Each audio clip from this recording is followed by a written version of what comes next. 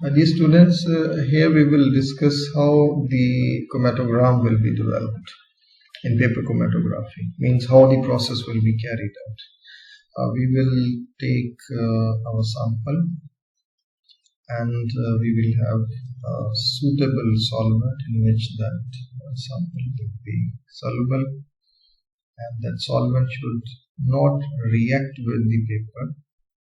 It should be easily evaporated after the sample has been applied, and it should solubilize the sample components. So these are some basic properties of the suitable solvent that can be used. So in order to apply that sample, we will have that solution of sample in a suitable solvent, and with the help of a capillary tube, we will place that liquid sample at a point little bit above from the bottom line of the paper. That is a rectangular paper sheet, and we will have a baseline here marked. It should be little above from the bottom, because when we have to dip this paper sheet in a solvent or mobile phase, that mobile phase level must be below that line. Say this is the mobile phase and this is our baseline. We will apply our sample here and we will let it dry.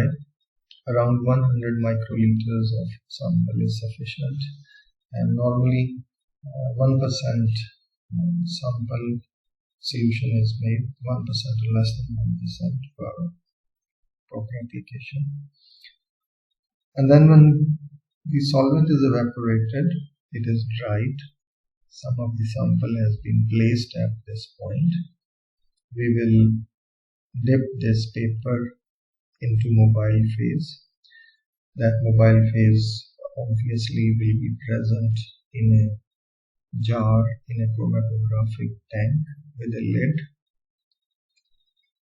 and the mobile phase will be placed in that tank or in that jar for some time, so that the equilibrium between the liquid and vapors of the mobile phase may get established. It will be covered, the lid will be there, and then we will place that paper vertically in the mobile phase, and the precaution is that the paper should be dipped in the mobile phase in such a way that the mobile phase should not reach to the baseline.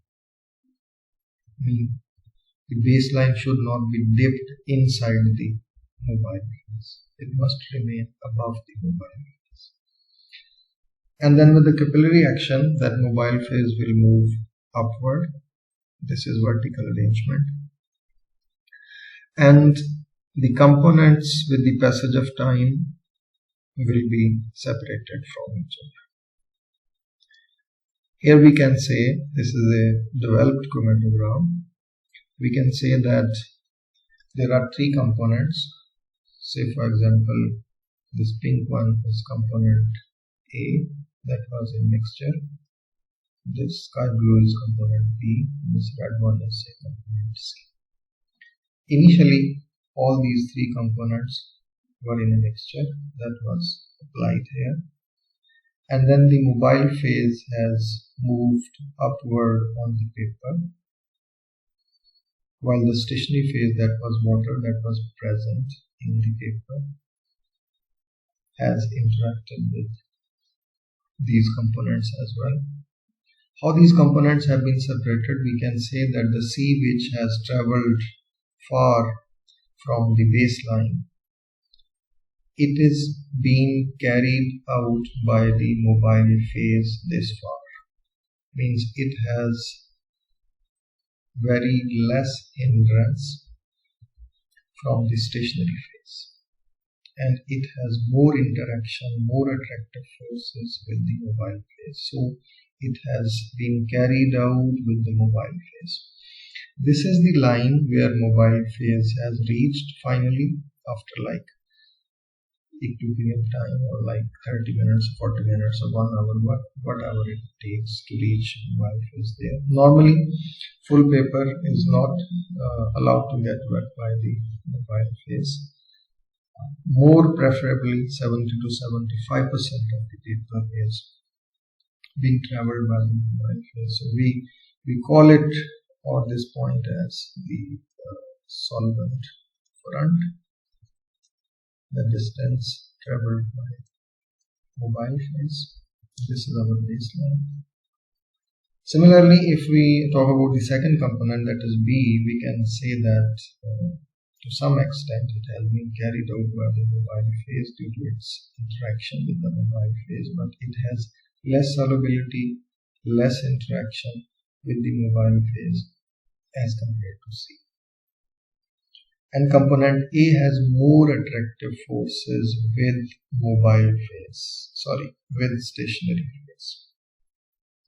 The component A has more attractive forces with stationary phase. That's why it has been held by the stationary phase to the more extent and cannot travel with the mobile phase.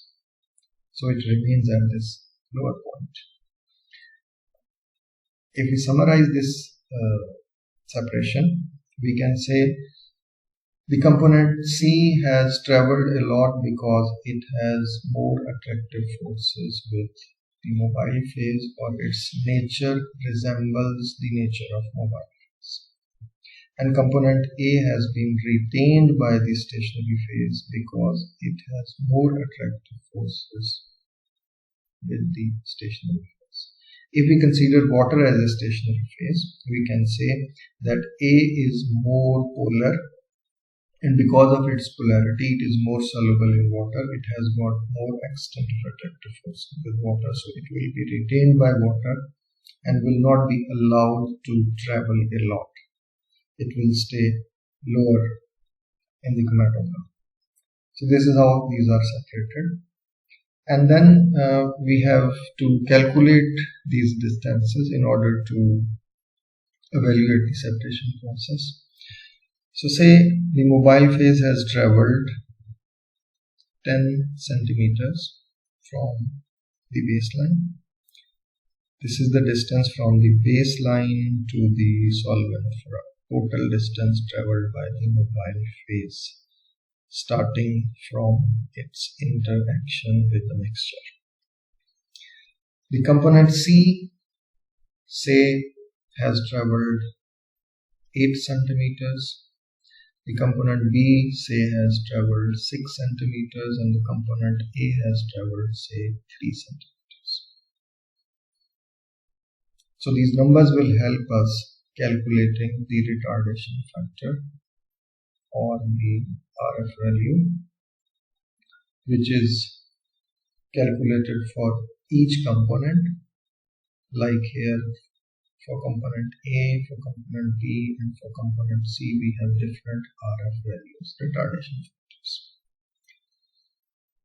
And that is calculated by these distances. Say for example, for component C, if we calculate the RF value, that will be the distance traveled by component C, which is 8 centimeters, divided by the distance traveled by the mobile phase, that is 10. So the RF value will be 0.8. Likewise, for component B, this value will be 6 by 10, that is 0.6. And for component C, it will be 3 by 10, that is 0.3. So we will have 3 RF values, 0.8, 0.6 and 0.3. These RF values also indicate the interaction of the components with stationary and mobile phase. For example, we can say a component with a higher RF value has more interaction with the mobile phase, and the component with lowest RF value has more interaction or attractive forces with stationary phase. If the stationary phase is polar, we can say the component with 0.3 RF value is polar because water is polar, and 0.3 mean the stationary phase has attracted it much. So we can also conclude about the polarity or the nature of the components. This is vertical development and how the RF values are calculated. Similarly, there is another way by which chromatogram can be developed, that is the radial development. We have a circular filter paper and the spots of components have been placed here, and these components has traveled. For example, this is a mixture where these are 4 components and these are the references of these components, mean individual components. These are pure components. For example, one has traveled to this area, one has traveled to this side, the other one has traveled this way. And this is a mixture of these 4 components which has traveled this way.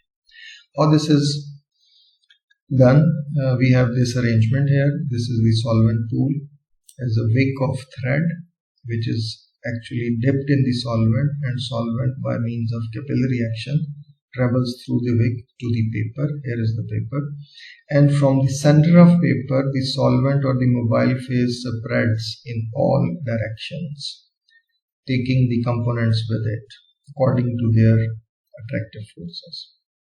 So this is how it is developed, and for radial papers are used for this very purpose.